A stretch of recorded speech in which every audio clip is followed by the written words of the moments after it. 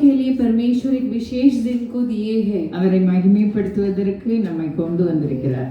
उनकी महिमा करने के लिए हमें यहाँ लेकर आए हैं। அவரை கனம் பண்ணுவதற்கு நம்மை கொண்டு வந்திருக்கிறார். उन्हें आदर करने के लिए हमें यहाँ लेकर आए हैं। என்னை கனம் பண்ணுகிறவரை நான் கனம் பண்ணுவேன்னு சொல்லியிருக்கீங்க. मुझे जो भी आदर करेगा उन्हें मैं भी आदर करूंगा कर लिखा है। ஆண்டவரே உம்மை துதிக்க வந்த நாங்கள் பாக்கியவான்கள். हे परमेश्वर आपकी स्तुति करने के लिए आए हम भाग्यशाली உம்மை हैं। உயர்த்தி பிடிக்க நாங்கள் வந்திருக்கிறோம். हाँ हम आपकी ऊंचाई करने के लिए आए हैं। நீங்கள் இருதயங்களை காண்கிறதே. हमारे हृदय को आप देखते हैं। ஒவ்வொரு இருதயத்துக்கு ஏற்றவாறு நீர் என்னை வசனத்தால் நிரப்புவீராக ஆண்டவரே. हर एक हृदय के अनुसार मेरे अंदर आप वचन को भर दीजिए। ஒருவரே வெறுமையா அனுப்ப மாட்டேன். आप किसी को भी खाली हाथ नहीं भेजते। நாங்கள் நன்றி செலுத்துகிறோம். हम धन्यवाद देते हैं। எங்களை மறைத்து நீர் பேசுவீராக. हमें छुपाकर आप बातें कीजिए। இயேசுவின் இனிய நாமத்தில் கேட்கிறோம் பிதாவே. यीशु के मीठी मधुर नाम से मांगते हैं। மீண்டும் உங்கள் யாவருக்கும் இயேசுவின் இனிய நாமத்தில் வாழ்த்துதல். फिर से आप सभी को यीशु मसीह के नाम से बधाई। ரெண்டு முறை இந்த வசனத்தை தந்தாங்க. 2 बार ये वचन मेरे अंदर நான் परमेश्वर வருஷம் जी வாக்குத்தத்தத்தை பேசணும்னு நினைக்கும் போது 2 முறை 2 வசனம் தந்திருக்காங்க. इस साल की वाचा के बारे में बातें करने के लिए चाहती थी, लेकिन ये वचन 2 बार आने लगा। நம்மை ஆசீர்வதிப்பதுதான் அவருக்கு பிரியம். हमें आशीष करना ही उनकी प्रिय ஆனா कार्य है। ஆண்டவர் சொல்றாங்க நம்ம துன்பங்களின் வழியே நம்ம போக வேண்டியது அவசியமா இருக்குது. लेकिन परमेश्वर कहते हैं कि दुख की तराई में होकर ही हमें जाना है। ஏன்னா இந்த உலகம் நமக்கு சொந்தம் அல்ல. देखिए ये संसार हमारे लिए नहीं இந்த है। உலகத்துக்கு நம்ம பரதேசிகள். ये संसार के लिए हम परदेसी है। ஏன்னா நம்ம குடமிடப்பட வேண்டும். देखिए हमें परखाया बन जाना அந்த है। பரலோக ராஜ்யத்துக்கு நம்ம போக வேண்டும். उस स्वर्ग राज पर हमें जाना है। அதுக்காக நம்மை உபத்திரத்தினூடாக கொண்டு போகிறார். इसके लिए परमेश्वर दुख की तराई के बीच में से लेकर जाते हैं। இல்லைன்னா நம்ம செய்வதெல்லாம் சரிதான் நம்ம நினைப்போம். लेकिन ऐसा नहीं है तो हम सोचेंगे कि जो कुछ मैं करती हूँ वो सही है कर सोचेंगे। நம்ம மிகவும் குறைவுள்ளவர்கள். हमारे अंदर बहुत कमियां हैं, ஆனா அவரை தெய்வமாக கொண்டிருக்கிறோம். लेकिन हम उन्हें परमेश्वर कर माने हैं। அப்ப நம்ம எவ்வளவு பாக்கியவான்கள். देखिए हम कितने भाग्यशाली हैं। அல்லேலூயா. हालेलुया। அவன் செய்வதெல்லாம் வாய்க்கும். जो भी वो कार्य करेगा वो सफल होगा। நீங்க தான் வாசிக்கணும். आप ही को पढ़ना है। பின்பாக வந்து 3ஆம் पीछे की बात पहला अध्याय भजन வசனம். संगीता पहला अध्याय तीसरा वचन। நம்ம வந்திருக்கிற நம்ம ஒவ்வொருவரும் செய்வதெல்லாம் வாய்க்கும். जो भी आज आए हैं जो कुछ करेंगे हम सब सफल पाएंगे। எவன் செய்வதெல்லாம் வாய்க்கும்? कौन करता हुआ कार्य सफल அவன் होगा? செய்வதெல்லாம். जो वह पुरुष करेगा वह सफल होता है। 1, 2, 3ஆவது வசனம் வரைக்கும் இருக்கு. पहला दूसरा और तीसरा वचन तक है। துன்மார்க்கருடைய ஆலோசனையே இல்லாமலும். दुष्टों की मार्ग पर न चलते हुए। நம்ம உலகத்தார போற இல்ல. हम संसार के व्यक्ति के समान नहीं है। நம்ம கூடி பேசுவதற்காக நம்மை அழைக்கவில்லை. एक होकर बातें करने के लिए नहीं बुलाए गए। நானும் நீங்களும் ஆசீர்வாதத்தை சுதந்திரிக்கும்படி அவர் அழைத்திருக்கிறார். मैं और आप आशीष को स्वतंत्रता करने के लिए परमेश्वर बुलाए हैं। அவருடைய அழைப்பு பரம அழைப்பு. उनकी बुलावट स्वर्गीय बुलावट है। நான் உங்களுக்கு சொல்லியிருக்கேன். मैं आपसे कह चुकी हूँ।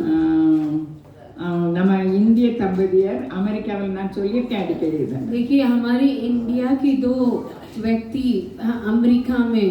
இந்திய தம்பதியர் வந்து அமெரிக்காவில் வாழ்ந்தாங்க. 2 पति एक पति और पत्नी अमेरिका में जी रहे थे। அவங்க பையன் 19வது வயசுல எம்பிபிஎஸ் படிச்சு முடிச்சிட்டான். देखिए उनकी लड़का 19वां साल में भी MBBS कर चुका। कैसा நான் சொல்லியிருக்கேன் ஞாபகம் இருக்கா உங்களுக்கு? அப்போ ஏன்னா அவன் கேஜி படிக்கும்போது ரொம்ப ஃபுல்லா நல்லா இருக்கான். देखिए पहला उसकी केजी में बहुत अच्छा पढ़ता அப்ப था। அவனை தூக்கி போட்டு उसकी ऐसे ही प्रमोशन ऊपर करके वो MBBS 19वां साल में कर चुका। அப்படி படிச்சிட்டான். वैसा वो पढ़ लिया।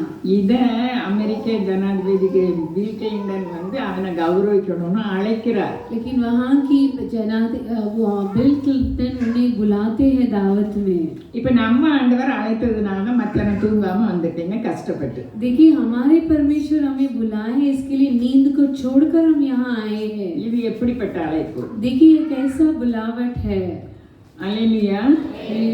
ஆண்டவர் வந்து அண்ட சராசரங்களையும் படைத்து நம்மை பரிசுத்த இரத்தத்தால் கழுவின பரலோக அதிபதி பரிசுத்த இயேசு கிறிஸ்து நம்ம परमेश्वर सब कुछ बनाकर सर्वशक्तिमान प्रभु सबको रचाकर, அப்ப அவர் எவ்வளவு கணப்படுத்துவார்? இப்ப இன்னைக்கு வந்திருக்கவங்க ஒவ்வொருவரையும் கணப்படுத்துவார். देखिए वो सर्वशक्तिमान जो सर्व कार्य को सृष्टि किया, परमेश्वर हमें कितना आदर करेंगे। இந்த வார்த்தையை வச்சு நம்ம ஜெபம் பண்ணணும். इस वचनों को रखकर प्रार्थना करना चाहिए। அல்லேலூயா, हालेलुया। நம் அங்க எல்லாரும் அவர் அழைத்தாரு.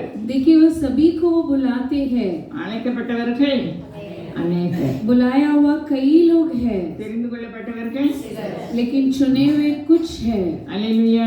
हालेलुया। நம்ம துன்பம் வர வர நமக்கு விசுவாசம் அதிகம்னு அர்த்தம். देखिए दुख आते आते हमारे अंदर विश्वास अधिक है कर जानना चाहिए। அற்ப விசுவாசிகளுக்கு ரொம்ப துன்பம் வராது. देखिए अल्प विश्वास के अंदर कई समस्या नहीं आएगी। அப்ப நம்ம அற்ப விசுவாசியா? क्या हम अल्प विश्वासी हैं? யாருக்கெல்லாம் ரொம்ப துன்பம் வந்திருக்கோ நம்ம ரொம்ப பெரிய விசுவாசிகள். देखिए जिसके अंदर बहुत समस्या आई है उसके अंदर बहुत विश्वास है। எபிரேயர் 3 அதிகாரம் 14 வசனத்தில் சொல்லப்பட்டிருக்கு. इब्रियों 3 अध्याय 14 वचन में ऐसा लिखा है, நாம் ஆரம்பத்திலே கொண்ட நம்பிக்கையை முடிவு பரியந்தம் உறுதியாய் பற்றி கொண்டிருப்போம் ஆகில் கிறிஸ்துவனிடத்தில் பங்குள்ளவர்களாய் இருப்போம். பாருங்க, ரெண்டு பேரும் சேர்ந்து வியாபாரம் பண்ணாங்கன்னா பார்ட்னர்ஷிப் வந்து அங்க பங்குள்ளவங்களா இருப்பாங்க. देखिए दो जन यदि बिजनेस करते हैं तो दोनों भागीदार होते हैं उस बिजनेस के लिए। நம்ம ஆரம்பத்தில் ஆண்டவர் மேல எவ்வளவு விசுவாசம் நம்பிக்கை வச்சோமோ, देखिए शुरुआत में हम परमेश्वर के अंदर कितना प्रेम जताए அந்த थे, முடிவு பெரிந்த உறுதியாய் பற்றி கொண்டிருப்போமாகில் यदि हम उसे अंत तक उसे पकड़े रहेंगे तो கிறிஸ்துவிடத்தில் ஷேர் பங்குள்ளவர்களா இருப்போம். பார்ட்னர்ஷிப் हम मसीह के भागीदार हो जाएंगे। எவ்வளவு பெரிய ஸ்தானம் நமக்கு கண்ணு மறைவா இருக்குது. देखिए ये स्थान कितना महान है, वो अनदेखी है। நம்ம கண்ணுக்கு அது மறைவா இருக்கிறதுனால நம்ம எப்படிப்பட்டவங்கன்றது நமக்கு தெரியல. देखिए हमारी नजरों में वो अनदेखी है, इसलिए हम नहीं जानते कि कितना महान कार्य है कर। சுவிசேஷத்தின் ஒளி 2 கொரிந்தியர் 4:4 நினைக்கிறேன். दूसरा कोरिन्थियों 4:4 कर सोचती हूँ कि सुसमाचार की उस ज्योति தேவனுடைய சாயலாய் இருக்கிற கிறிஸ்துவின் மகிமையான சுவிசேஷத்தின் ஒளி அவிசுவாசிகளாகிய அவர்களுக்கு பிரகாசமாய் இராதபடிக்கு இப்பிரதமத்தின் தேவனானவன் அவர்களுடைய மனதை குருடாக்கினார்.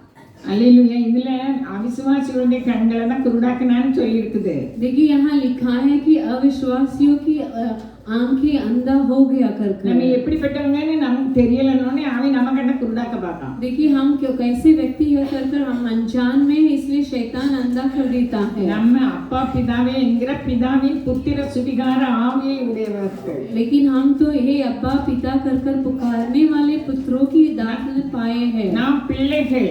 हम तो बच्चे हैं। நாம் பிள்ளைகளான நாம் சுதந்திரர்கள். यदि हम उनके बच्चे हैं तो हम उनके भागीदार हैं। அதான் 2 கொரிந்தியர் 1:20 சொல்லி இருக்குது, நம்ம கிறிஸ்துவுக்குள்ள வாக்குத்தத்தங்கள் எல்லாம் ஆம் என்றும் ஆமென் என்றும் இருக்குது. दूसरा कोरिन्थियों 1 अध्याय 20 वचन में ऐसा लिखा है कि सभी प्रतिज्ञाएं सब उसी में हाँ के साथ है। அல்லேலூயா. हालेलुया। இன்னைக்கு நம்ம செய்ததெல்லாம் வாய்க்கும். आज हम जो भी कार्य करते हैं वो सफल होगा। யார் செய்ததெல்லாம் வாய்க்கும்? और किस मनुष्य का कार्य सफल होगा? துன்மார்க்கருடைய ஆலோசனை இல்லாமலும். जो दुर्मार्गियों की मार्ग पर नहीं எல்லாரும் நெத்தியில் துன்மார்க்கர்கள் எழுதியிருக்காது. देखिए सभी के माथे पर बुरा व्यक्ति कर नहीं लिखा நம்ம रहा है। கிறிஸ்தவர்கள். हम तो मसीहा है। சிலவங்க பேச மாட்டாங்க, சிலவங்க கூட்டிட்டாங்கன்னா மற்றவங்க காரியங்களை தான் பேசுவாங்க. कोई लोग बात नहीं करते, लेकिन कोई लोग एक होते तो दूसरे की कार्य कोई बातें करते हैं। மல்கியா எழுதினவர் சொல்றாரு, मलकिया जो लिखा था वो தேவனுடைய பிள்ளைகள் ஒருவரோடு ஒருவர் பேசுகிறத ஆண்டவர் என்ன செய்வாரா? கவனித்து கேட்பார். वो ऐसा लिखता है कि परमेश्वर की बच्चे एक दूसरे से बातें करते तो परमेश्वर उसमें कान लगाते हैं कर। உங்கள் விசுவாசமே உலகத்தை ஜெயிக்கிற ஜெயம். आपकी विश्वास ही संसार को जीतने वाला जय है। நம்ம எல்லாமே வாய்க்கால் மாதிரியே தெரியும். हम हमारी नजरों में सब कार्य असफल है कर दिखती है, ஆனா வேதம் சொல்லி நம்ம செய்வதெல்லாம் வாய்க்கும். लेकिन परमेश्वर की वचन कहती है कि जो कुछ कार्य हम करेंगे वो सफल होंगे। நம்ம செய்ய வேண்டியது என்ன? लेकिन हमें क्या करना है? துன்மார்க்கருடைய ஆலோசனையில் நடவாமல், दुष्टों की युक्ति पर नहीं चलना चाहिए, பாவிகளுடைய வழியில் இல்லாமலும், पापियों के मार्ग में नहीं खड़ा होना है, பரியாசக்காரர் உட்கார இடத்தில் உட்காராமல், और टट्टा करने वाले की मंडली में கர்த்தருடைய வேதத்தில் பிரியமா இருந்து और उसकी व्यवस्था पर प्रिय होकर प्रसन्न हो रखकर இரவும் பகலும் அதை தியானிக்கிற மனுஷன் பாக்கியவான். और उसकी व्यवस्था पर रात दिन ध्यान करने वाला मनुष्य भाग्यशाली है। அவங்களுக்கு வறட்சி இல்ல, उनके अंदर अकालपन नहीं है। எல்லாருக்கும் வறட்சியா இருக்கும், सभी के लिए ஆனா अकालपन होती நமக்கு है, வறட்சி இல்ல. लेकिन हमारे लिए अकालपन அவன் नहीं है। நீர்க்கால்களின் ஓரமாய் நடப்பட்டு वो तो बहती नालियों के किनारे लगाया गया है காலத்தில் தன் கனியை தந்து और अपनी ऋतु में फलता है இலை உதிராதிருக்கிற புல் இருப்பான். और जिसके पत्ते कभी मुरझाते नहीं। அவன் செய்வதெல்லாம் வாய்க்கும். और वो पुरुष जो करे वह सफल होता है। நம்ம ஜீவ நதியாகி அவர் நமக்குள் இருக்கிறார். देखिए जीवन की नदी वो परमेश्वर हमारे अंदर है। ஏன்னா நம்ம இருதயமாகி ஆலயத்தில் அவர் தங்கி இருக்கிறார். हमारे हृदय भवन पर वो ठहरा है। இப்ப நம்ம ஒவ்வொரு நாள் நினைக்கணும், ஒவ்வொரு நிமிஷமும் நினைக்கணும், हर दिन हमें ये सोचना चाहिए, हर पल उन्हीं की याद करना चाहिए। கர்த்தருக்கு பிரியமில்லாத வார்த்தை நான் பேசக்கூடாதுன்ற நினைவு நமக்கு இருந்தால் ஒழியன்னு நம்ம பேசணும். हमारी सोच में होना चाहिए कि परमेश्वर की अप्रिय कार्य मुझसे कुछ भी नहीं आना चाहिए कर कर। ஏன்னா நான் 3வது வாரமும் 4வது வாரம் தான் பேசுறேன். देखिए मैं तो तीसरा हफ्ता और 14 हफ्ता में भी बातें करती हूँ, எனக்கு வார்த்தை வந்துட்டே இருந்தது. लेकिन मेरे अंदर वचन आ रहा था। நம்ம கர்த்தர் என்ன செய்வாராம்? தலையாக்குவார். हमें परमेश्वर सिर खड़ा करेंगे, வால் ஆக்காம தலையாக்குவார். पूंछ न बनाकर सिर बनाएंगे, கீழாக்காமல் மேலாக்குவார். नीचे नहीं करेंगे ऊंचा करेंगे। நம்ம ஆசீர்வதிப்பது தான் அவருக்கு பிரியம். हमें आशीष करना ही उनके लिए प्रिय அந்த है, ஆசீர்வாதத்தை பெற்றுக்கொள்ளத்தக்கதான பாத்திரமாக நான் நீங்களும் இருக்கணும். लेकिन उस आशीष को पाने वाले व्यक्ति मुझे और आप भी होना चाहिए। இந்த வருஷ வாக்குத்தத்தம் நீங்க உலகத்துக்கு வெளிச்சமாய் इस साल की वायदा क्या थे? आप जगत की ज्योति है करके। மலை மேல் இருக்கிற பட்டணம் மாட்டாது. जो शहर पर्वत पर है वो न छुपा रहेगी। அந்த விளக்கை கொளுத்தி மரக்கால மூடி வைக்க மாட்டாங்க. दीवट को जलाकर उसे ढककर नहीं रखते, அதை விளக்கு தண்டின் மேல ஏற்றி வைப்பாங்க. उसे दीवट के छड़ी पर रखेंगे। அப்போ வீட்டில் உள்ளவங்களுக்கெல்லாம் அது என்ன செய்யும்? और வெளிச்சம் வரும். तभी वह घर में जो व्यक्ति है उन्हें प्रकाशित करती है। நம்ம வீட்டுல நம்ம வெளிச்சமா இருப்போம். देखिए हमारे घर में हम ज्योति है। அல்லேலூயா. हालेलुया। அப்புறம் வீட்டுல வெளிச்சமா இருந்து நம்ம சபைக்கு வெளிச்சமா இருப்போம். कलीसिया में ज्योति होकर हम घर पर ज्योति होकर हम பக்கத்து कलीसिया வீட்டுக்கு में, வெளிச்சமா இருப்போம். और हमारे पड़ोसी के लिए भी ज्योति है। அதை யாரும் மறக்க முடியாது. वो कोई भी ढक न पाएंगे, யார் மறக்கணும்னு நினைச்சாலும் மறக்க முடியாது. कोई भी उसे ढकने के लिए सोचेंगे तो न ढक पाएंगे। தேவனால் யாரெல்லாம் அழைக்கப்பட்டோமோ அவங்கெல்லாம் வெளிச்சம் கொடுப்போம். जो भी परमेश्वर से बुलाए गए वो सब ज्योति देंगे। நிறைய பேர் அவர் அழைச்சாரு. कई लोगों को परमेश्वर बुलाए थे। அப்போ நம்ம வேலை நமக்கு யாரும் துன்மார்க்கர்னு நெத்தியில் எழுதியிருக்காரு, பாவிகள்னு எழுதியிருக்காரு, பரியாசக்காரர் நீ எழுதியிருக்காரு. ஆனா அவங்க கனிகளினாலே நம்ம யாருன்னு தெரியும். लेकिन देखिए किसी के माथे पर पापी है कर कर, दुष्ट लोग कर कर, टट्टा करने वाले कर कर नहीं लिखा रहता, लेकिन उनके फल के अनुसार हम उन्हें जांच पाएंगे। சாலமோன் எழுதுகிறார் நீதிமொழிகள்ல ஜீவனும் மரணமும் நாவின் அதிகாரத்தில் இருக்கிறது. सुलेमान नीति वचन में ऐसे लिखते हैं कि जीवन और मृत्यु एक व्यक्ति के जबान पर है कर இப்ப कर। நம்ம வாயில தான் ஆசீர்வாதம் இருக்குது, देखिए हमारी जबान पर ही आशीष है, நம்ம வாயில தான் மரணம் இருக்குது. हमारी जबान पर ही मृत्यु है। பழையபடி நம்ம சொல்ல வேண்டியது வந்திருக்கு. எங்க அப்பா சொன்ன கதை वापस मेरे पिताजी जो நிறைய कहानी பேருக்கு कहते தெரியும், थे, யாருக்கெல்லாம் தெரியாதுன்னு கை வச்சுனா நம்ம தொடர்ந்து சொல்லுவேன். ये कहानी जानते हैं। 2 பேர் பக்கத்துல இருந்தாங்க. 2 व्यक्ति बगल में पड़ोसी में रहते थे, ஒரு பணக்காரங்க ஒரு ஏழை. एक तो धनी था और एक ஞாபகம் இருக்கா? गरीब था, याद है? அப்போ ஏழை மனைவி சொன்னாங்க புருஷன்கிட்ட, वो गरीब व्यक्ति की पत्नी उनसे இப்ப कहती சொன்னா है, தெரியும், நீங்க கடவுள்கிட்ட போய் கேட்பாங்க. आप परमेश्वर से எத்தனை पूछ பேருக்கு कर आइए। தெரியும்? எல்லாருக்குமே தெரியுமா? அல்லேலூயா. हालेलुया। எவ்வளவு தாழ்மை. நான் நீங்க என்ன வார்த்தை சொல்லி ஜெபம் பண்ணேன்னு நான் ஆண்டவரை நோக்கி பார்க்கும்போது நம்ம எல்லாரும் யாரா இருக்கணும்? मैं परमेश्वर से कौन सा वचन रखकर ஆயக்காரனை போல இருக்கணும். उस आयकार के समान होना चाहिए। ஆயக்காரர் உங்களை பார்க்க கூட நான் தகுதி இல்லைன்னு சொல்வாரு. वो व्यक्ति कहता है कि आपकी ओर नजर लगाने के लिए भी योग्यता அவர் नहीं தன்னை है। தாழ்த்துவாரு. वो अपने आप को दीन करता அந்த है। பக்கத்து வீட்டு தாயும் ஏழை தாய் வந்து தாழ்த்துதாங்க. इस पड़ोसी की बहन भी अपने आप को दीन करती है। நமக்கு நேரம் கஷ்டமா இருக்கு, நீங்க கடவுள்கிட்ட கேட்டுவாங்க. देखिए हमारे लिए हर दिन कष्ट है, आप परमेश्वर से पूछ कर आइए। அவன் சாப்பாடு பண்ணி கணவன் கொடுத்து விட்டுருவாங்க, அவங்க நடந்துட்டே போவாங்க, டயர்டானோடனே ஒரு மரத்தடியில भोजन படுத்துவாங்க. बनाकर अपने पति को दे देती है, वो ऐसे चल पड़ा तक कर एक वृक्ष के नीचे बैठ जाता நீங்க है। என்னைக்கு கேட்டாலும் நீங்க நினைச்சுக்கிடுங்க, நான் கற்றதை உங்களுக்கு சொல்லுனேன். जब कोई आप पूछते हैं, मैं जो सीखी हूँ आपसे बताती हूँ। நான் ரொம்ப அவசரக்காரி, நான் ரொம்ப பேசுவேன். मैं बहुत बातें करती हूँ, मैं बहुत जल्दबाज भी करती हूँ। என்னை அழைத்து உங்களுக்கு யோசனை சொல்லியிருக்காரு. मुझे बुलाकर आपको सलाहना देने के लिए நான் कहा है। விவரம் தெரிஞ்ச நாள் முதல் அவர் எனக்கு கற்று தருகிறார். परमेश्वर मुझे लगातार सिखा कर देते हैं। எல்லா காவலோடும் நம்ம இருதயத்தை காக்கணும்னா என்னதை காக்கணும்? सभी रक्षा के साथ வாயை காக்கணும். अपने हृदय को संभालना मतलब अपने जबान को संभालना है। இந்த மனிதன் அப்படியே டயர்டா படுத்துட்டாங்க. इस व्यक्ति थकावट में ऐसे सो पड़ा ஒருவர் தட்டி எழுப்புறாரு. और उसे एक व्यक्ति जगाता ஏன் है, இந்த காட்டுக்கு வந்திருக்க? क्यों ये जंगल पर आया है तू? நாங்க ரொம்ப கஷ்டப்படுறோம், கடவுள்கிட்ட வந்து கேட்க வந்திருக்கேன். हम बहुत कष्ट उठाए हैं, मैं परमेश्वर से पूछने आया हूँ। நீ ஏன் இவ்வளவு தூரம் உன் மனைவி வாயில தான் இருக்குன்னு அவர் சொல்றாரு.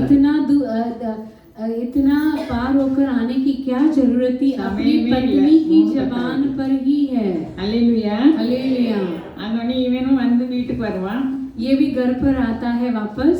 என்ன சொன்னாங்க கடவுள்? पत्नी पूछती है कि परमेश्वर आपसे क्या कहे? உன் மனைவி வாயில தான் இருக்கு. तभी वो व्यक्ति कहने लगा, परमेश्वर कहने लगा कि तेरी पत्नी के मुंह पर ही है। வெறுங்கைய வந்தா எப்படி சொல்லுவாங்க?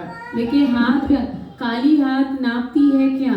என்னங்க என் வாயில தங்கமாங்க இருக்குன்னு அந்த அம்மா சொல்றாங்க. वो बोलने लगी पति जी से, जी मेरे मुंह पर क्या सोना है क्या? உங்களுக்கு சொல்லிட்டேன், நான் எங்க வீட்டுக்காரங்க வெறுமையா கையை வச்சுட்டு வந்தா என்ன சொல்லுவேன்னா? देखिए मैं आपको ये कहानी बताती हूँ, लेकिन मेरे पति जी काली हाथ घर पर आते तो मैं क्या बताती, आप जानते அந்த हैं? அம்மா வாயில இருந்து தங்க காசா வருது. उस पत्नी के मुंह से पूरा सोने की सिक्का निकलती है। அந்த பணக்கார சகோதரிட்ட போய் நாளி வாங்க போவான். लेकिन वो बगल में जो धनी व्यक्ति थी, उस पत्नी से वो नापने के लिए बर्तन लेके आती है। சாப்பிடவே வேலை கிடையாது, என்னது அளக்க போறோம் என்னன்னு பார்க்கணும். அந்த அம்மா புளிய வச்சுட்டாங்க. वो सोचती है कि इसके लिए तो खाने के लिए कुछ नहीं है, क्या नापने वाली कर वो नापने के बर्तन में अंदर इमली रखकर देती है। எங்க தங்க காசெல்லாம் அளப்பாங்க. ये सब नापते हैं पूरा सोने की सिक्का को, அதுல தங்க காசு ஒட்டிக்கிட்டு एक उसमें चिपका रहता है। உடனே அவன் வந்து நீ என்ன தங்கத்தை அளந்திருக்க என்ன அப்படின்னு கேட்கா. लेकिन वो बगल में पूछने लगती है कि जो बर्तन दी थी ये क्या है सोने का, तो कहाँ से पाई ये कर। அந்த அம்மா விவரத்தை சொன்னாங்க, நான் கழிச்சிட்டு கடவுள்கிட்ட போய் கேட்டுவாங்கன்னு சொன்னாங்க. मैं अपने पति जी से पूछने बोली थी कि आप परमेश्वर से पूछ कर आइए कर। மயில் காட்டுல ஆடிச்சுதான். மயில் मोर नाचने लगा। அது எவ்வளவு அழகா இருக்கும். देखिए वो नाचते समय कितना सुंदर लगता है।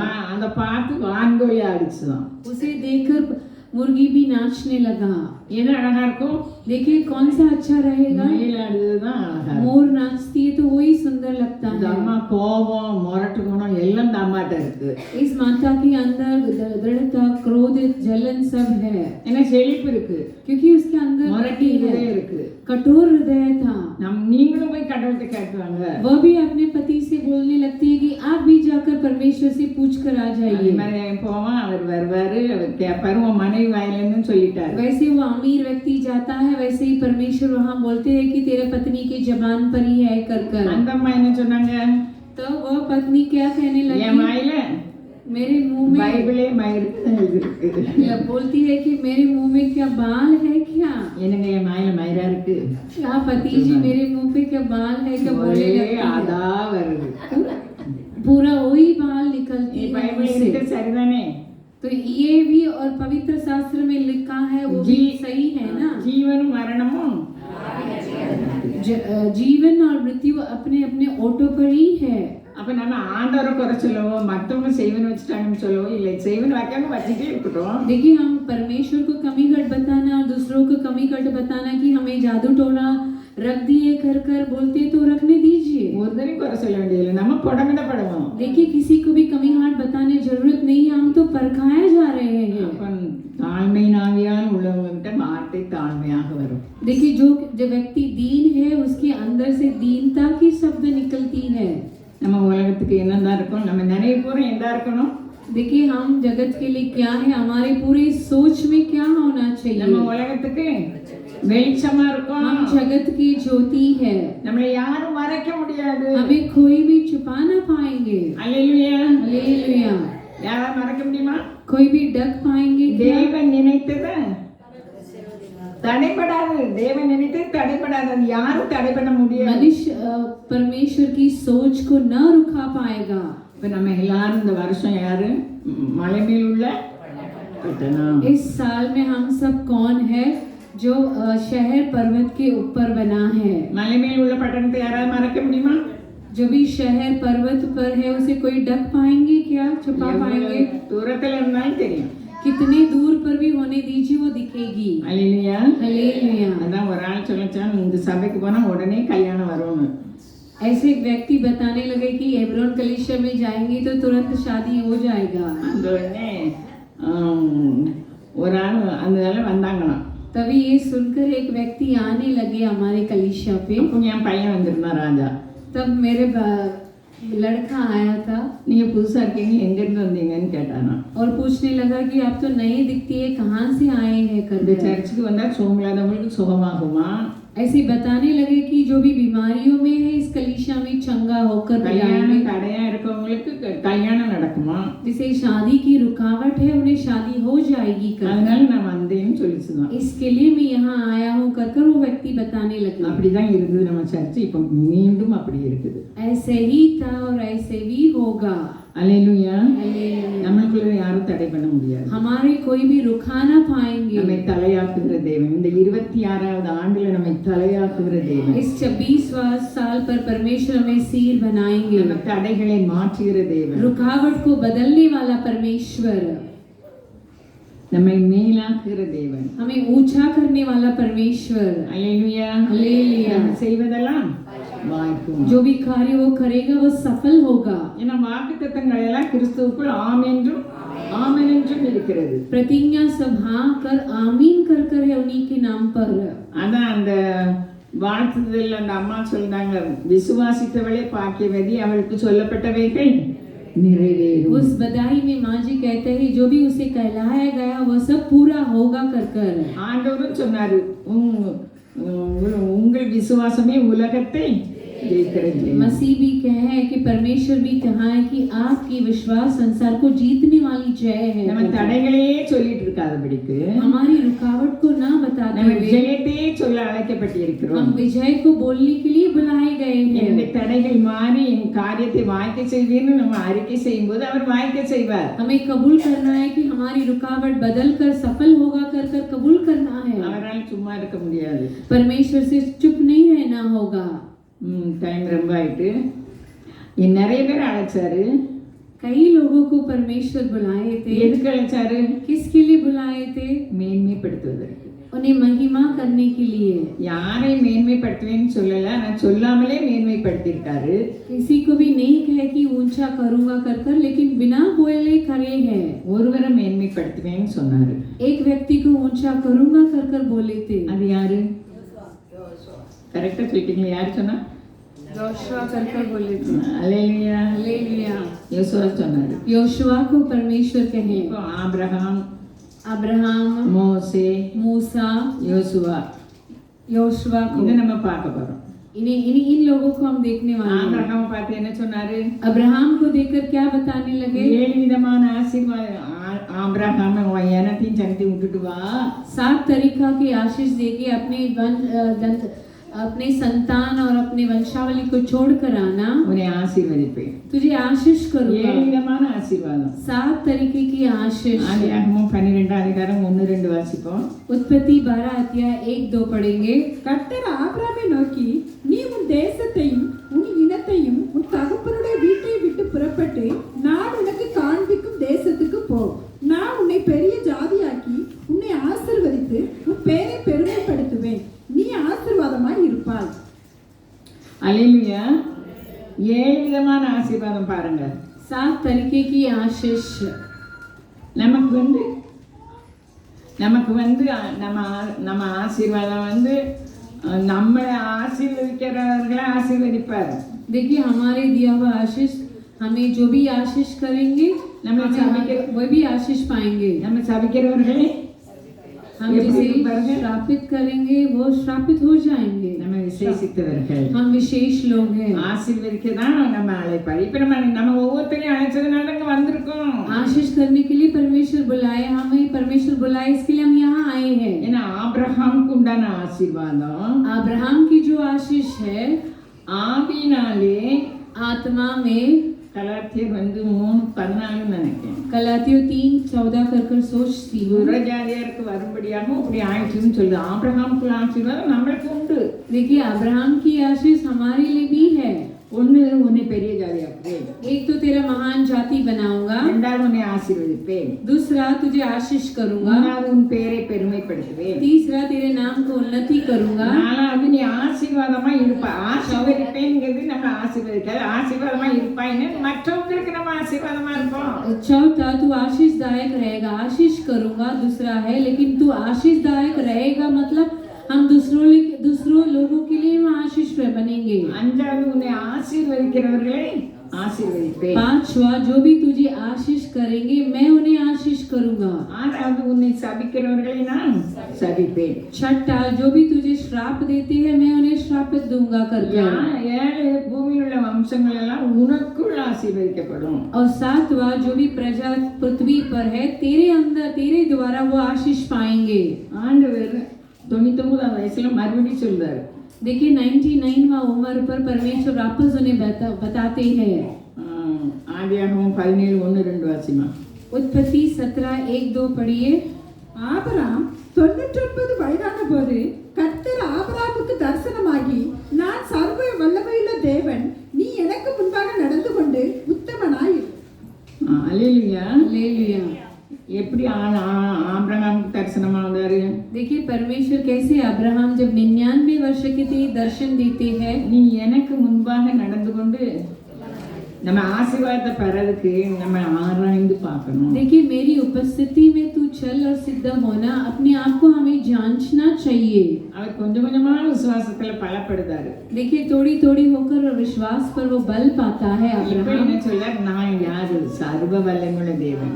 अब परमेश्वर उन्हें कैसे प्रकट होते हैं कि मैं सर्वशक्तिमान परमेश्वर நீ हूँ. எனக்கு முன்பாக நடந்து கொண்டு உத்தமனாயிரு. मेरी उपस्थिति में चल और सिद्ध होते जा. நான் உனக்கும் எனக்கும் நடுவாக என் உடன்படிக்கை என்ன செய்வேன்? ஏற்படுத்துவேன். मैं तेरे साथ वाचा बांधूंगा. இன்னைக்கு நம்ம வந்திருக்கவங்க லேசானவங்க இல்ல. நம்ம அவருடைய உடன்படிக்கை அவருக்கும் நமக்கும் இருக்கிறது. देखिए जो भी आज आए हुए साधारण मनुष्य नहीं है. हमारी वाचा परमेश्वर और हमारे उनकी वाचा परमेश्वर और हमारे बीच में बांधा है. ஆபிரகாமுக்கு ஒரு தேசத்தையே கொடுக்காரு. अब्राहम को एक देश को ही देते हैं परमेश्वर. ஆபிரகாமுக்குள்ள தேவனுடைய உடன்படிக்கை இருக்குது. अब्राहम के अंदर परमेश्वर की वाचा है. ஆபிரகாமுக்குள்ள ஆசீர்வாதம் நமக்குரியது. अब्राहम की आशीष हमारा भी है. அப்ப உடன்படிக்கையும் நமக்குரியது. वाचा भी हमारा है. நம்மளை ஆசீர்வதிப்பேன்னு சொல்லியிருக்காரு. हमें आशीष करूंगा कर ही कहा அப்ப है. ஏன் நம்ம ஏன் கவலைப்படணும்? तब हम क्यों चिंतित है? அப்ப ஏன் நம்ம சோர்ந்து போகணும்? तब क्यों हम थक जाते हैं? அல்லேலூயா. हालेलुया. காக்கும் கரங்கள் பாட்டு படிக்க நேரம்ல. காக்கும் கரங்கள் உந்தனக்கு காத்திடுவார் கிருபையாலே. காக்கும் கரங்கள் உந்தனக்கு காத்திடுவார் கிருபையாலே. அல்லேலூயா. பாடி பாடி அலைகளை தாண்டிடுவே நம்புவேன். நேரம்ல இயேசுவை நம்புவே. இயேசுவை நமக்கு நம்ப முடியல. हम भरोसा कर नहीं पाते. ஏன்னா நமக்கு நிந்தனை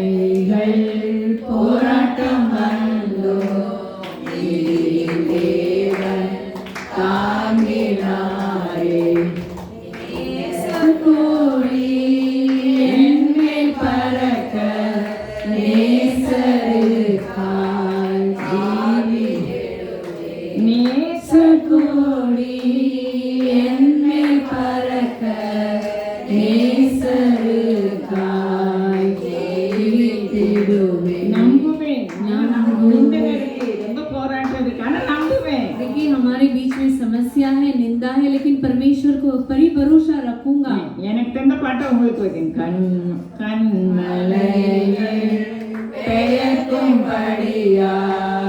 கர்த்தர் என்னை கரம் பிடித்தார். கண்மலையில் பெயர்க்கும்படியாய் கர்த்தர் என்னை கரம் பிடித்தார். காத்திருந்து பலனடைந்து கழுகு போல எழும்பிடுவேன். காத்திருந்து பலனடைந்து கழுகு போல எழும்பிடுவேன். நம்புவேன் இயேசுவை, நம்புவேன் இயேசுவை. அத்திமரம் துளைவிடாமல் ஆட்டு மந்தை முதலாலும். அத்திமரம் துளைவிடாமல் ஆட்டு மந்தை முதலாலும். கர்த்தருக்கு காத்திருப்போர் வெட்கப்பட்டு போவதில்லை. நம்புவேன் இயேசுவை, நம்புவேன் இயேசுவை. எல்லாம் நமக்கு இருக்கு. எனக்கு ஆண்டவர் ஒவ்வொரு நேரம் இந்த ஒவ்வொரு பாட்டு, எத்தனை பாட்டு அதை பூரா இருந்துருந்துச்சு. सब आशीष हमारे लिए है, लेकिन परमेश्वर हमेशा मुझे गीत के द्वारा बातें करते हैं. என் மருமகளுக்கு நைட் டியூட்டி இருந்தால் தான் நான் சத்தமாக படிக்க முடியும். நம்ம मेरे வீட்டில் बहू இருந்தா को रात की ड्यूटी है तो मुझे चिल्लाकर गीत करने के लिए मिलता है. गीत அவ गाने के படிக்கும் लिए போது நான் மனசுல தான் பாட்டு படிக்க முடியும். ஏன்னா அவள் தூக்கம் தானே வேலைக்கு போயிடும். जब वो सोती है तो मुझे आवाज कम रखकर ही मुझे गाने के लिए எங்கேயுமே பாட்டு படிக்க முடியும். அவங்க அங்கே படுத்திருப்பாங்க, இவங்க இங்கே படுத்திருப்பாங்க, நாங்கள் இங்கே படுத்திருப்போம்.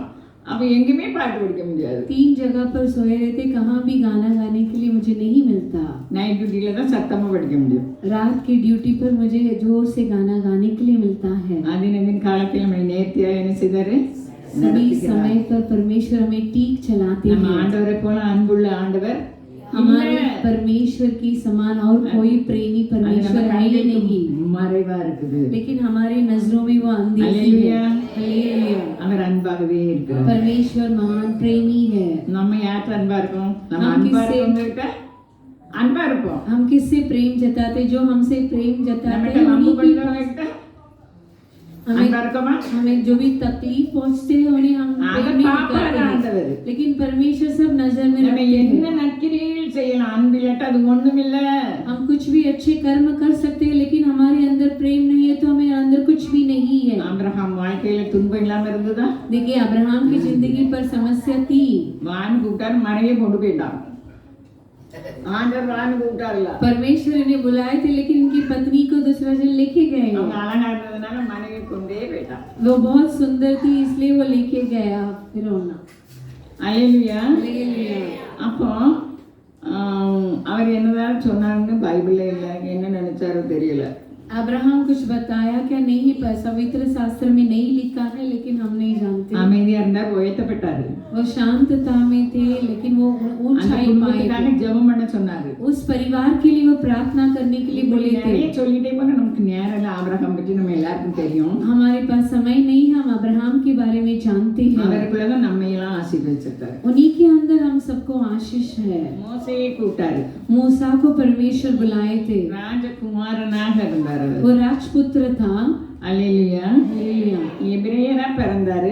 एब्रियोनी होकर जन्म लिया था, ராஜாத்தியால் வளர்க்கப்பட்டாரு. लेकिन राजकुमारी से पाला गया அவங்க था. சொல்லி சொல்லி அம்மா வளர்த்திருப்பாங்க. उनकी माँ जी उन्हें बोल बोल कर बड़ा किया है. எபிரேயர் உன் சகோதரர்கள். एब्रियानो तेरी बाइयां हैं. நாம முகாந்திரம் இல்லாம அடிமைப்படுத்தப்பட்டிருக்கோம். हम बिना कारण के गुलाम होकर यहाँ है. அதனால அவர் ராஜகுமாரர் இருந்தோடனே அவருக்கு மாம்சம் வந்தோடனே கொண்டு போட்டுடுறாரு. देखिए वो राजकुमार था, मांस उसके अंदर आते ही दूसरे एक व्यक्ति को गात कर देता है. ட்ரைனிங் அவருக்கு வனாந்திரம் 40 வருஷம் ஆடு மேய்க்காரு. वो भेड़ को चलाता है, 40 साल उन्हें सीखने के लिए मिलता है. அதையும் ஏற்றுக்கொண்டாரு. वो अपनाया अपने आप. உயிருக்கு தப்பி ஓடுதாரு. जीवन को बचाकर वो दौड़ता அங்க है, ஆடு மேய்க்கவரா சேர்ந்தாரு. लेकिन वो चरवाह होकर आकर वापस அங்க आता है। திருமணம் முடிச்சு அங்கே இருக்காரு. वहाँ शादीशुदा होकर वहाँ ही ठहरते அவங்க हैं। மனைவி கருப்பு பெண்ணு. उनकी पत्नी काली थी, குடும்பத்துல யாரையுமே ஏற்றுக்கொள்ளல. उनके परिवार में कोई उन्हें अपनाए नहीं நம்ம थे। கடவுள் நம்மை அழைச்சிருக்காரு, परमेश्वर हमें बुलाया நம்மை है, தெரிந்து கொண்டிருக்காரு. हमें चुने हैं। நம்ம உலகத்தில் இருக்கிறதுனால பல காரியத்தை கடந்து போக வேண்டியது இருக்கு. देखिए हम संसार में इसलिए कई समस्या को पार होकर जाना है। ஆனா மோசம் எதையுமே கண்டுகொள்ளல. मूसा किसी के ऊपर ध्यान नहीं दिए। 40 வருஷம் வனாந்தரத்துல ட்ரைனிங் ஆண்டவர் கொடுத்தாரு. 40 साल रेगिस्तान में परमेश्वर में सिखाने लगे। மறுபடி 40 வருஷம் வனாந்தரத்துல ஜனங்களை கொண்டு போகும்படியாக வச்சாரு. दूसरा 40 साल प्रजा को रेगिस्तान में लेकर जाने के लिए परमेश्वर किए थे। அப்பதான் அவங்க சகோதரியும் சகோதரனும் பேசுதாங்க. तब उनकी खुद की भाई और बहन बातें करते हैं। கருப்பு பெண்ணை கட்டினதால அவங்க ரொம்ப ஞானம் உள்ளவங்க அந்த கருப்பு பெண்ணு. देखिए एक खाली महिला को शादी की, लेकिन वो बहुत बुद्धिमानी थी। இவன் நம்மளோட என்ன விசேஷத்தவன் பேசுதாங்க. उनकी भाई और बहन मूसा के बारे में बातें करने लगे, ये हमसे நம்ம बहुत विशेष சுற்றிலும் है உள்ளவங்க क्या? எல்லாம் பேசுவாங்க. देखिए हमारे आसपास के लोग हमारे बारे में बहुत कुछ बातें ஒரு करते हैं। காதுல வாங்கிட்டு ஒரு காதுல விட்டுறணும். उसे एक कान से लेकर दूसरे कान से छोड़ देना चाहिए। நீதிமானுக்கே சரி கட்டுவது உறுதி உண்மை. देखिए पवित्र शास्त्र में लिखा है कि धार्मिक को इस संसार में बराबर किया जाएगा। பாவிகள் पापियों துன்மார்க்கரும் और दुष्ट ஏமாற்றரும். मनुष्य के लिए क्या होगा? பாருங்க ஒவ்வொரு காரியத்துக்கும் அவர் தண்டனை கொடுப்பாரு. देखिए हर एक कार्य के लिए परमेश्वर ताड़ना देते हैं। ஒரு பெண்ணு சர்ச்சில் வந்து சண்டை போட்டாங்க. देखिए एक महिला कलीसिया में आकर झगड़ने लगी, உன்னை அடிப்பேன்னு சொன்னாங்க. तुझे मारूंगा कर कर बोलने लगी। நான் ஒண்ணுமே சொல்லல. लेकिन मैं कुछ नहीं நம்ம बोली ஒண்ணுமே थी, சொல்லாம அவங்க ஆசீர்வாதமா இருந்தா நல்லதான ஆண்டவர் விட மாட்டாரு. लेकिन हम कुछ नहीं बोलेंगे, लेकिन वो आशीषदायक रहेंगे तो अच्छा है, लेकिन परमेश्वर ऐसे नहीं छोड़ेंगे। நம்ம யாரையும் நியாயம் தீர்க்க வரல. हम किसी को न्याय करने के ஆனா लिए நம்ம नहीं செய்யற आए, எல்லா காரியத்தையும் அவர் நியாயம் தீர்ப்பாரு. लेकिन जो भी कार्य हम करते हैं परमेश्वर जरूर न्याय அதனால करेंगे। நமக்காக வழக்காட வேண்டாம். நம்ம அப்படி சொன்னாங்க இப்படி சொன்னாங்க ஒண்ணுமே இல்லை. ஒரு காதல வாங்கி ஒரு காதல விட்டுறணும். इसके लिए हमारे लिए हमें मुकदमा नहीं करना है, एक कान से सुनना है और दूसरे कान से छोड़ देना है। ஆபிரகாம் அழைத்தார், ஆசீர்வதித்து மேன்மைப்படுத்தினார். अब्राहम को बुलाए, उन्हें आशीष कर कर उन्हें ऊंचा किए। மோசேயை அழைத்தார், மேன்மைப்படுத்தினார், அவருக்காக வழக்காடவும் செய்தார். मूसा बुलाए थे और उन्हें ऊंचा किया, और उनके लिए मूसा के लिए परमेश्वर झगड़ने लगे ராஜாக்களோடும் வழக்காடினார். और राजा के साथ भी मुकदमा लड़े। யோசுவாவை அழைச்சார். यीशु को बुलाए ஒரு थे, நாள் சொல்றாரு, நான் உன்னை இந்த ஜனங்கள் மத்தியில் மேன்மைப்படுத்துவேன். मैं इस प्रजा के बीच में तुझे उन्नति करूंगा कर कर बोले थे। நம்ம ஒவ்வொருவரையும் மேன்மைப்படுத்துகிற தேவன். परमेश्वर हमारे हर एक को उन्नति करने वाले हैं। அல்லேலூயா, हालेलुया, அல்லேலூயா. हालेलुया। அதனால் நம்மை அவர் மேன்மைப்படுத்துகிற தேவன். हमें भी परमेश्वर उन्नति करेंगे। உங்க வீட்டுல ரொம்ப பிசாசின் போராட்டம் ரொம்ப இருந்தது. எங்க வீட்டுல देखिए हमारे घर पर बहुत दिन तक शैतान की समस्या हो रही थी। ஒரு கல்வியாண்டில எனக்கு ஒரு வருஷம் நீ ஊருக்கு போயிட்டு வான்னு சொன்னாங்க. परमेश्वर एक साल तो घर गांव पर जाकर आना कर कर बोलने लगे। அன்னைக்கு எனக்கு சொன்னாரு, நான் உன்னை மேன்மைப்படுத்துவேன். तब परमेश्वर ने बोलने लगे तुझे महान அப்போ ठहराऊंगी। ஒரு வருஷம் ட்ரைனிங் எனக்கு தாராரு. एक साल परमेश्वर मुझे सिखाने लगे। அங்க போனோடனே அங்க அக்கா பெண்கள் கூட நடத்தின அக்கா சொன்னாங்க, இனிமே நீதான்ல நடத்தணும் அப்படின்னு. वहाँ गांव पर जो भी महिला की मंडली चलाती थी उस बहन बोलने लगे कि तेरे को ही चलाना है। ஒரு வருஷம் ட்ரைனிங். एक साल परमेश्वर मुझे सिखाने लगे। கிராமங்களுக்கெல்லாம் போவோம். अगल बगल के पूरे गांव पर हम जाते அல்லேலூயா, थे, சுவிசேஷம் ஊழியத்துக்கு போவோம். सुसमाचार बताने जाते நம்ம थे। பேசும்போது வீட்ல இருந்து வெளியே எல்லாரும் எந்திரிச்சு வருவாங்க. हम सुसमाचार बताते समय घर से लोग बाहर निकलने लगते हैं। நமக்கு திறந்த வாசலை இதுவரைக்கும் வைத்திருக்கிறார். अब तक परमेश्वर हमारे लिए खुले द्वार रखे हैं இனியும் தருவார். और भी करेंगे। அல்லேலூயா. हालेलुया। யோசுவாவை மேன்மைப்படுத்தினேன்னு சொன்ன தேவனை அதுக்கு மேல பேச நேரங்கள நமக்கு. योशुआ को महान करूंगा कर कर बोलने वाला இந்த परमेश्वर, ஜனங்களுக்கு முன்பாக உன்னை மேன்மைப்படுத்துவேன். इस लोगों के बीच में तुझे महान बनाऊंगा। நம்மை நிறைய பேர் இருக்கோம், வந்திருக்க சிலராக நம்ம வந்திருக்கோம். நம்மை மேன்மைப்படுத்துவார். इस कलीसिया में कई महिला है, लेकिन हम कुछ लोग होकर आए हैं कि परमेश्वर हमें महान होने நம்ம देंगे। குடும்பங்கள் மத்தியில் நம்மை மேன்மைப்படுத்துவார். हमारे परिवार, हमारे कुटुंबियों के बीच में परमेश्वर महान रखेंगे। நான் இங்கிருந்து போறதுக்கு முன்னால எங்க சொந்தக்காரங்க ஒரு ஆள் சொப்பனம் கண்டு ஊழியக்காரி ஒரு வரணும், அப்பெல்லாம் வீடு வீடா போவேனா.